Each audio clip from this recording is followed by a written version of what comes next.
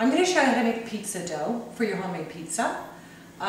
It's easy, you'll see, and I used to buy the prepared pizza dough either from the Italian deli or from Trader Joe's, which are perfectly good. You can use that. Or even if you're in a small town and you don't have Italian delis or Trader Joe's, you can get the frozen Bridgeford bread dough, and that works really well too.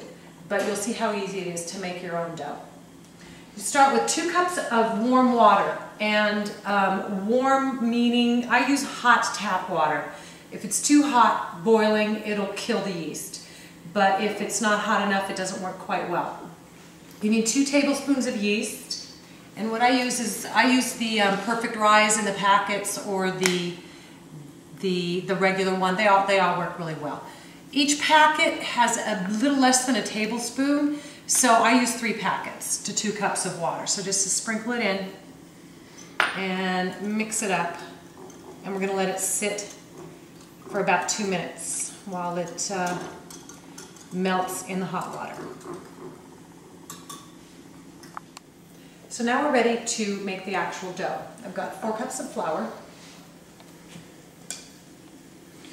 If you can spend a little money on good flour, the better the pizza dough. So if you use the bread flour or the more expensive ones, they come out really good. But any all-purpose flour is fine. I'm going to make a well in the middle and pour in the yeast mixed with the 2 cups of warm water that has been sitting for 2 minutes. Get it all there.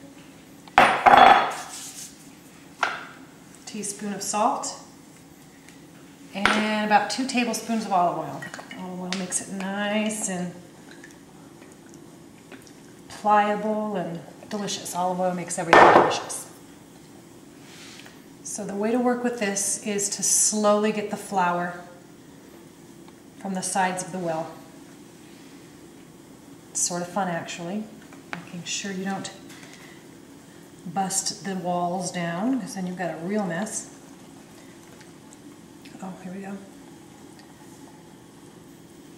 And just slowly incorporate the flour.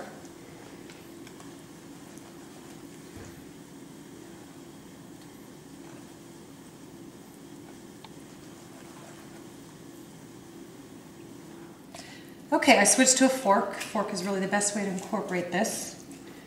And I learned this from my Italian mother-in-law from Rome, so this is the real deal. This is how to make pasta, by the way, too. That's another lesson. So when it gets to be about this consistency, which is pretty sticky, that's the way it's supposed to be, I use the dough scraper and just sort of using it as a tool, and my left hand is the other one, start incorporating it. Sort of kneading it until it gets where it's a consistency where I can just use my hands. It's pretty sticky. Get in there. Okay, now all we're going to do is just knead it until it's nice and soft and usable. Now, depending on your weather, the humidity, the amount of flour is going to change even day to day, depending on where you live. And if it's too dry, too sticky, you're going to need a little more flour. Add only a little flour at a time, because you can always add more, but you can't take it away. If you get in a real jam and it gets a little dry, you can add a little more olive oil to it and start kneading that in there, but not water. Water won't work. A little more flour here.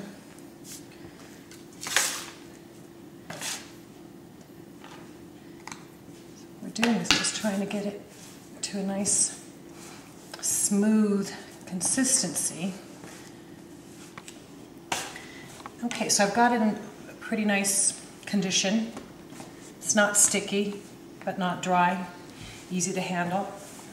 So I'm just going to knead it for, a few minutes, maybe even just 2 minutes, until it's nice and smooth. See, it's still a little sticky, and I'm going to just knead all that out of it. And what I'm doing is I am keeping my surface floured. What you basically do is you have your dough on the surface, and you want to take the amount that's far from you, roll it over, and push it with the heel of your hand. Give it a quarter turn. Roll that, heel of your hand. And just keep doing that. And every once in a while, when you need more flour, flip it over.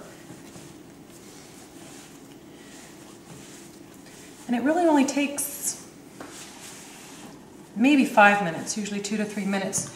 You'll notice that the consistency changes a little. So now I've got my ball of dough. It's no longer sticky. And what we're going to do is divide it into 4 equal parts, because this is going to make 4 large pizzas. I like to form them in just little balls.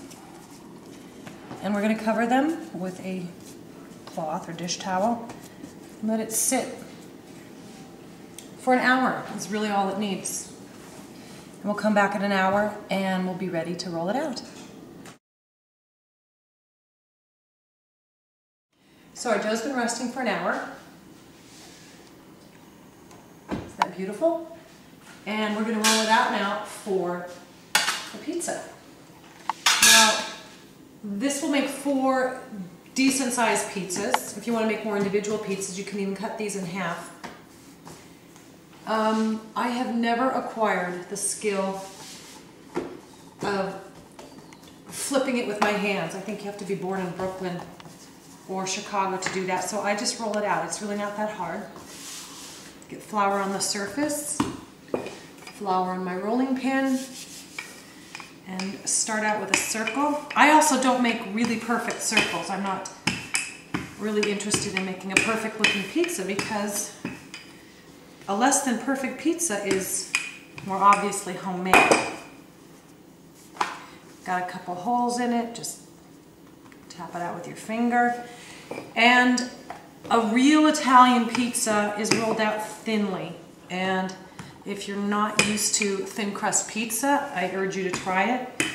All of our friends have eaten it this way and they have become big fans. They're hooked on it.